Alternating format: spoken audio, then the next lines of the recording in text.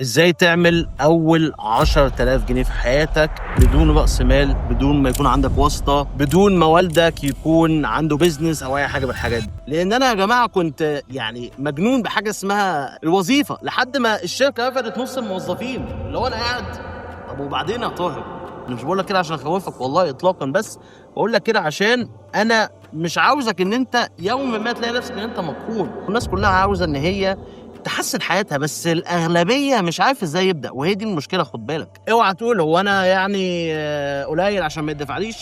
اه اه انت قليل. وانا عارف دلوقتي ان انت بتقول انا سمعت الكلام ده كتير وانا اتخنقت منكم كل الكلام ده، بس حابب اقول لك ان انا الحمد لله ولا ابويا ولا امي ولا اي حد من عيلتي فهمني بيزنس او علمني ببساطه ازاي افتح بيزنس. اللهم لك الحمد، انا اسمي طارق شعبان وخريج هندسه كمبيوتر، واللهم لك الحمد إن عندي شركه تسويق وعندي شركه مبيعات، واللهم لك الحمد اشتغلت مع شركات مقدره باكتر من 100 مليون دولار وصناع محتوى باكتر من عندهم متابعين اكتر من 5 مليون متابع واكتر من 10 مليون. واللهم لك الحمد شركتي بتدخل لي مبالغ اللهم لك الحمد كبيره. وانا بقول لكم الكلام ده مش والله ان انا شايف نفسي احسن منك او اي حاجه، بس بكل بساطه باحاول اثبت لك ان الموضوع ده ممكن، انت تقدر ان انت تعمل الحاجه الفلانيه. ومش معنى ان انت مصري او انت عربي فانت خلاص كده هتعيش طول حياتك في اللي انت فيه، لا، مفيش حاجه اسمها الكلام ده. وعلى فكره يا جماعه، للناس اللي هتقول ده ممكن حظ، انا فعلا كنت بقول كده لحد ما خدت العهد ان انا افتح بيزنس جديد. والبيزنس الجديد ده هو بيزنس تعليمي اسمه ماني لاب يونيفرسيتي. هي جامعه تعليميه، وان شاء الله هدفنا ان احنا نغير التعليم في الشرق الاوسط ومصر تماما. وفي اقل من 5 شهور على ما اظن الشركه دلوقتي عندها اكتر من 60,000 متابع على اليوتيوب، اكتر من 10,000 متابع على التيك توك، اكتر من 10,000 متابع على الانستجرام. انا نفسي فتحت بيج بالمصري على التيك توك، وفي اول شهرين او 3 شهور وصلت الحمد لله ل 50,000 متابع حاجه كده.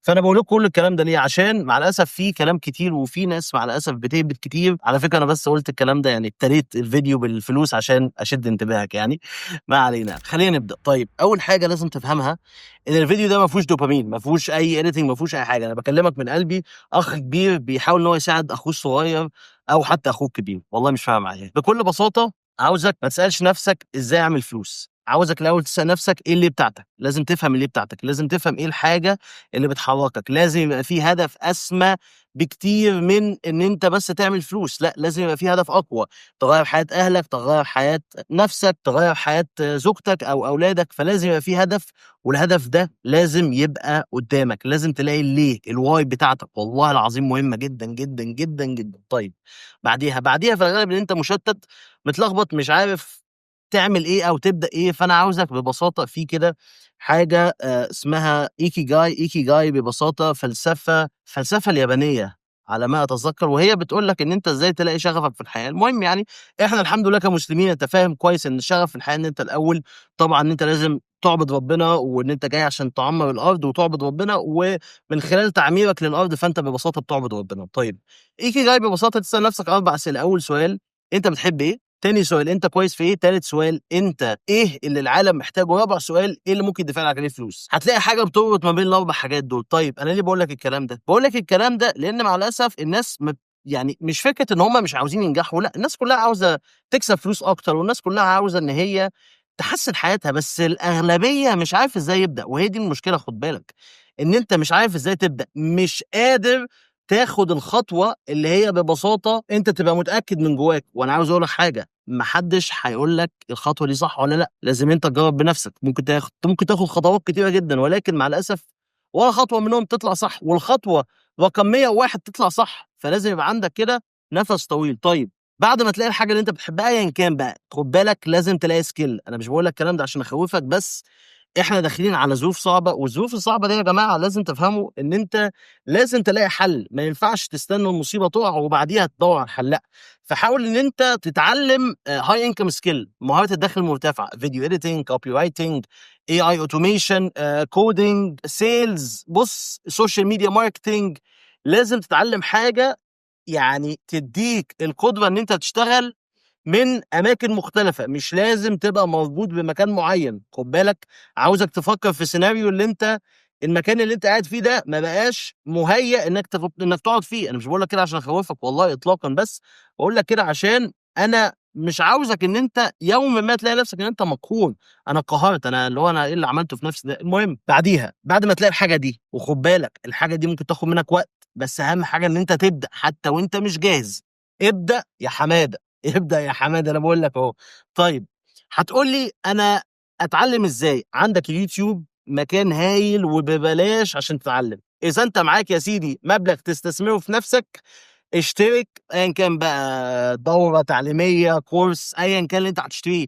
خد بالك اغلبيه المعلومات اللي هي اونلاين، او اغلبيه المعلومات اللي هي بتدرس في جامعات، بتدرس في مدارس، بتدرس من مدرسين بيدوا حصص خصوصيه، المعلومات دي موجوده في كتب. هو ببساطه بيديك خبرته وبيوفر عليك وقتك. فانت لازم تفهم نقطه مهمه جدا برضو، وهي ان بكل بساطه عشان تاخد المعلومه عندك طريقين: يا اما تدفع فلوس عشان تاخد المعلومه من الشخص اللي هو ضحى بوقته عشان يجمع المعلومه دي. الحاجه التانيه ان انت تضيع وقتك، انك تقعد تشوف بقى كميه توتوريالز مجنونه على اليوتيوب وتضيع وقتك.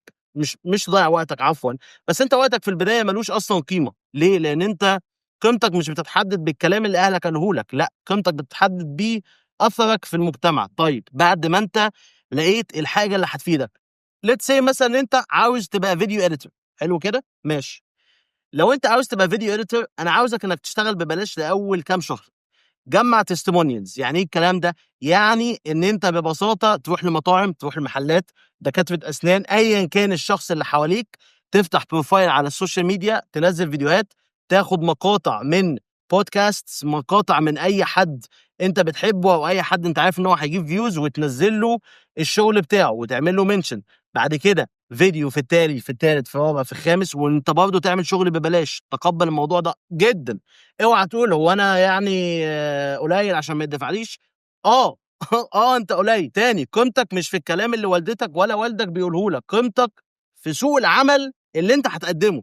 ودي نقطة مهمة جدا، بالله عليكم يا جماعة فهموها. طيب بعد ما انت تجمع تستيمونيالز، بعد ما تجمع آراء للناس اللي هي ببساطة انت عملت لها شغل ببلاش، ساعتها ممكن بقى ان انت تبني بورتفوليو. فاهم؟ يعني انت بنيت بورتفوليو، بس ساعتها تقدر ان انت تبني بورتفوليو ويدفع لك، دفع لك. خدوا بالكم يا جماعه، 10000 جنيه يعني $200. يعني انت مثلا لو بتكتب السكريبت ب $20، فانت ببساطه محتاج ان انت تكتب 10 سكريبتات، حد يدفع لك 10 سكريبتات. لو انت بتعمل الفيديو ب $20، انت محتاج بالظبط 10 فيديوهات. لو انت بتعمل كارثه، لو انت بتعمل جرافيك ديزايننج والسي دي البوست واحد ب $10، انت محتاج بكل بساطه بسم الله الرحمن الرحيم 20 بوست. دايما اعمل ريفرس انجينيرنج. انا عاوز اعمل 10000 جنيه. طيب 10000 جنيه اعملها ازاي؟ قدم قيمه حقيقيه، اتحرك، ما تقعدش واقف مكانك، طز في كلام الناس، طز في كلام عيلتك اللي هي بتحبطك. مش بقول لك طز اللي هو ما تحترمهمش، طبعا باباك ومامتك فوق راسك، ابويا وامي فوق راسي ومهما عملوا، بس انا مش هخلي ان ابويا او والدي وهو بيقول لي يا حبيبي ركز على شغلك وبس، مش هخلي ده ياكل دماغي. لا، انا هركز على شغلي، وفي نفس الوقت انا هركز في الحاجه اللي انا بحبها. لان انا يا جماعه كنت يعني مجنون بحاجه اسمها الوظيفه، لحد ما الشركه رفضت نص الموظفين. اللي هو انا قاعد، طب وبعدين يا طاهر؟ خلاص فهمت ان كل الكلام اللي المجتمع ووالدي وكل الكلام ده يعني مش اصح حاجه. الوظيفه برضو مش امنه، مفيش حاجه امنه. حتى البيزنس مش امن، ولا الوظيفه امنه. طب طالما ده مش امن وده مش امن، خلاص اعمل الحاجه اللي على الاقل هتجيب لي سعاده في حياتي بس. فاتحرك. احنا عاملين كوميونتي ببلاش على فكره على ماني لاب يونيفرسيتي، تلاقي اللينك تحت. الجامعه يا جماعه في بننزل كميه كورسات مجنونه، كورسات فيديو اديتنج، كورسات جرافيك ديزايننج، سيلز، كورسات عن العقليه، كورسات ازاي تبدا اونلاين، كل الكلام ده. ف برضه اللينك الجامعه تحت اسمها ماني لاب يونيفرسيتي، والاعلانات مقفوله على فكره عشان بس ما تقولش ان انا بعمل كده عشان اعلانات. السلام عليكم. Free audio post production by alphonic.com.